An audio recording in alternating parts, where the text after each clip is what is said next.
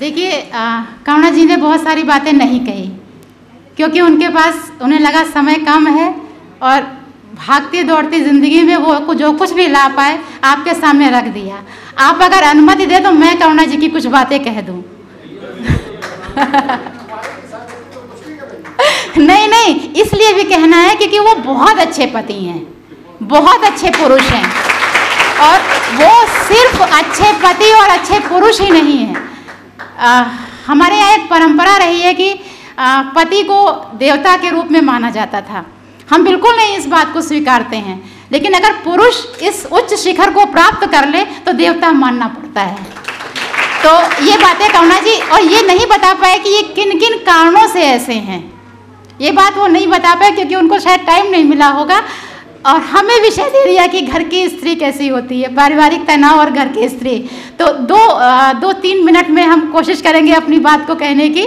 देखिए, ये बात सिर्फ मेरी नहीं है, आपकी नहीं है, बात पूरे परिवेश की है, पूरे समाज की है। और पूरे समाज को जब हम केंद्र में रखते हैं तो जो बातें हमारे सामने आई हैं, हमने बहुत सारा सर्वे किया था और उसके बाद जो चीज़ें निकल करके आई हैं हम उन पे बात करेंगे, बहुत कम शब्दों में करेंगे। देखिए, 3 तरह की स्त्रियां मुझे मिली हैं। एक हमारी सास जो कुछ बोलती ही नहीं, बड़ी पारंपरिक हैं, इतना घूंघट काट के रहती है, पति के सामने आवाज़ नहीं निकालनी है, कुछ भी कह ले, कुछ भी बोल ले, नहीं बोलना, पति है, ठीक है, स्वीकार है, कष्ट मिले स्वीकार है, सुख मिले स्वीकार है, भाग्य है, जो लिखा था बिटिया वही मिला, ठीक है, अच्छी बात है। दूसरी तरह की स्त्री है जो अंदर अंदर बड़ा घुटती है, बड़ा तनाव में रहती है, बड़ा परेशान रहती है, लेकिन जी लेती है क्योंकि यही हमारे हिस्से में है, यही हमें जीना है, क्योंकि हम जाएंगे कहाँ, हमारे पास कोई साधन नहीं है। और तीसरे तरह की स्त्री है जो संघर्ष करती है, लड़ती है, तर्क करती है और अपने अस्तित्व को बनाने के लिए समाज में खड़ी होती है। सारी लड़ाई इस तीसरी स्त्री की है, और सारी लड़ाई नहीं, अधिक बड़ी लड़ाई जो है वो इस तीसरी स्त्री की है। हम आज बात करने बैठे हैं तो इस तीसरी स्त्री पे पढ़ने बैठे हैं, मेरे ख्याल से, जहाँ तक हम समझ पाए हैं। और इस तीसरी स्त्री के सामने जो सवाल आते हैं वो सवाल हम आपके सामने, बहुत छोटे छोटी बातें हैं। पैसा सबसे बड़ी चीज़ आती है कि आदमी पैसा कमा के लाए, घर में नहीं लाया तो तनाव होगा, ठीक है, इसके मूल में नहीं जा रहे। कम है तो भी तनाव है, और ज़्यादा है तो अब तो सब कुछ तो मिल गया हमें, अब एक ऊब पैदा हो गई। घर की स्त्री जो कमा नहीं रही, जो बाहर नहीं निकल रही, जो घर में सिमटी हुई है, सारे साधन इकट्ठा है, पति के पास टाइम नहीं है, पत्नी के लिए अकेली पड़ी हुई है, तो पैसा खाएंगे नहीं, हम पैसा पिएंगे नहीं, सुख चाहिए, इमोशनल सपोर्ट चाहिए, साथ चाहिए, नहीं मिलेगा क्योंकि पैसा चाहिए था। तो वहाँ भी एक ऊब पैदा होती है और ऊब पारिवारिक तनाव का कारण बनती है, जो मुझे निकल करके आया।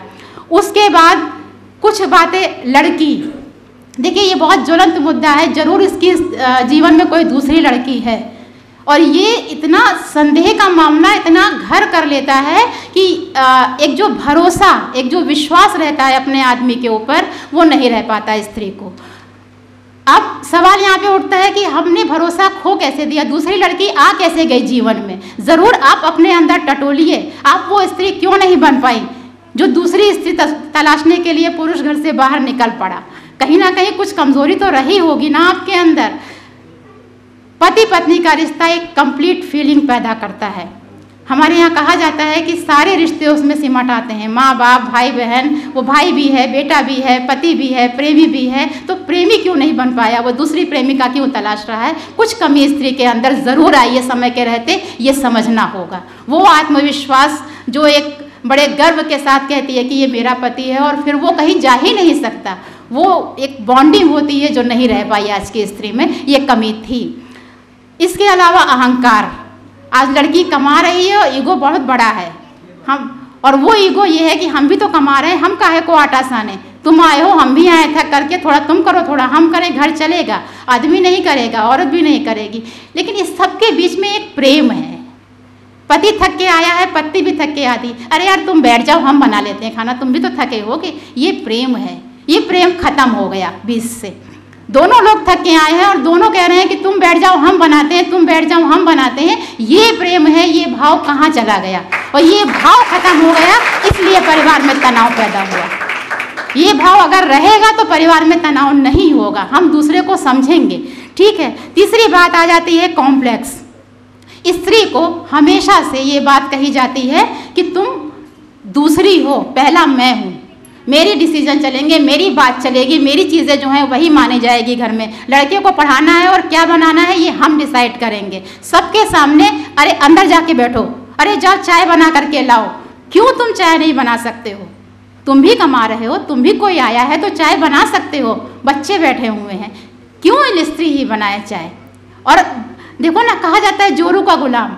मैं एक छोटी सी बात कह दूं, मेरे पति एक दिन रोटी बना रहे थे और एक मित्र घर में आए, उन्होंने कहा अरे भाई आप रोटी बना रहे हो? हाय राम, हाय क्या हो गया, तुम रोटी बना रहे हो? मुझे बड़ी अजीब सी बात लगी, क्यों, क्या दिक्कत थी रोटी बनाने में? पत्नी कमा के लाती है तब शर्म नहीं आती? पति अगर रोटी बना दे, पत्नी बीमार है तो शर्म है?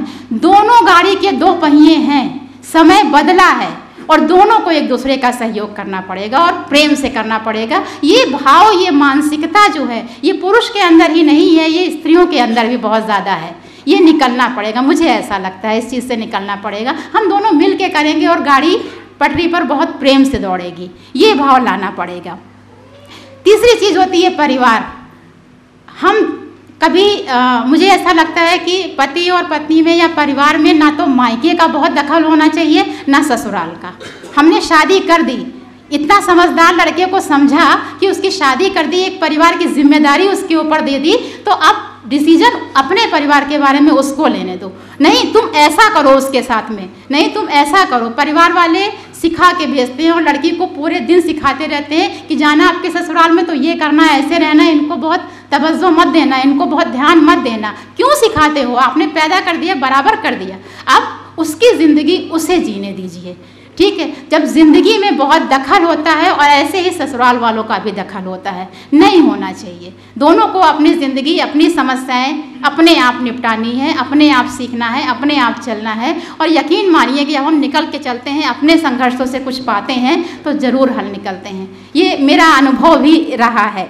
इसके अलावा बच्चे हैं, बच्चे तनाव का कारण अगर हम चाहें तो हैं, अगर ना चाहें तो नहीं है। अगर हम दोनों मिल के प्रेम से जीवन जी रहे हैं तो बच्चे तनाव का कारण नहीं होते।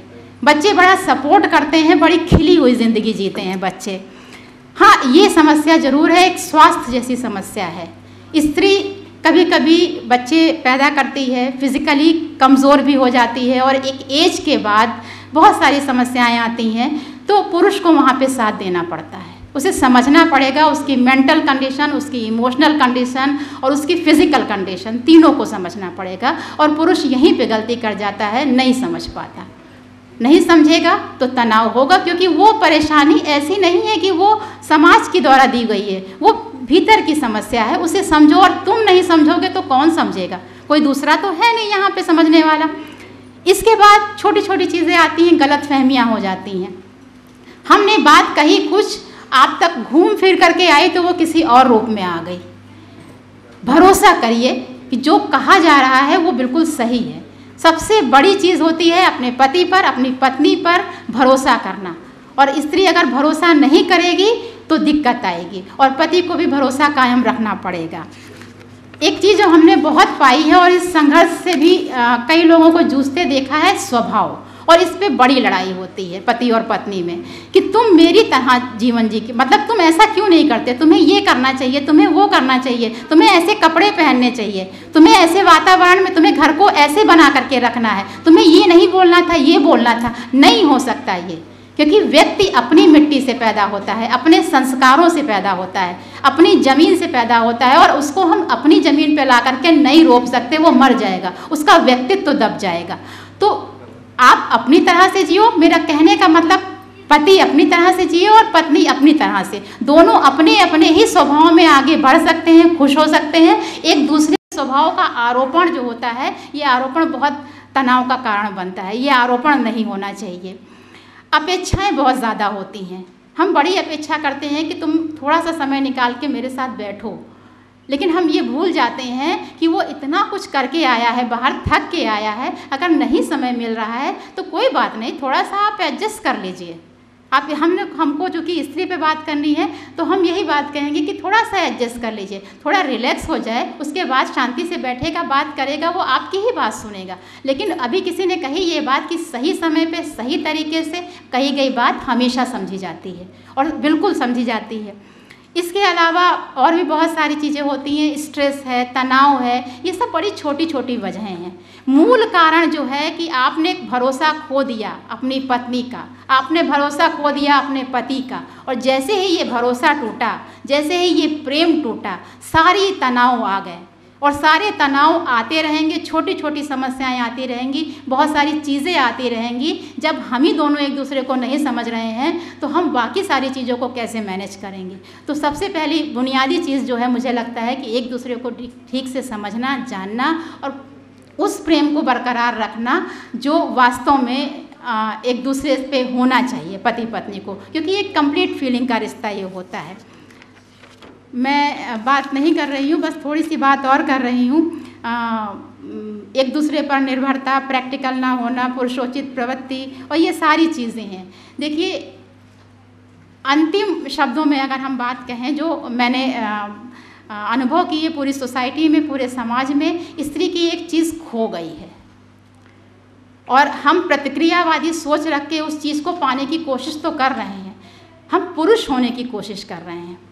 काफ़ी हद तक स्त्री जो है, हम कमाएंगे भी, हम कपड़े भी वही पहनेंगे। और आप ध्यान रखिए, किसी बच्चे ने हमसे ये बात कही थी कि एक पुरुष से शादी नहीं करना चाहता, वो स्त्री चाहता है। और स्त्री तत्व क्या होते हैं?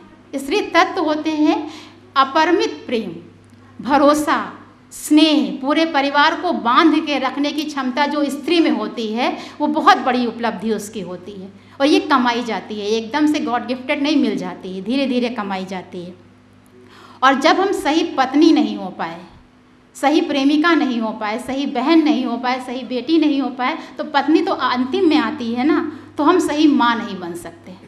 और जब हम सही माँ नहीं बन पाएंगे तो हमारे बच्चे भी सही नहीं बनेंगे, परिवार में तनाव होगा। माँ का जो स्वरूप है वो भी खोया हुआ है, स्त्री की जो माँ का स्वरूप है। हम एक बार पूरी तरह से अपने आप को अगर अपने वजूद में ले आएंगे, अपने अस्तित्व में ले आएंगे, अपने आप को जान लेंगे और अपनी ओर देखेंगे, तो ना तो हमारा परिवार बिखरेगा, ना तो हमारा पति कहीं और जाएगा, और पूरे भरोसे के साथ आप एक सुखद पारिवारिक जीवन की कल्पना कर सकते हैं। धन्यवाद। अब मैं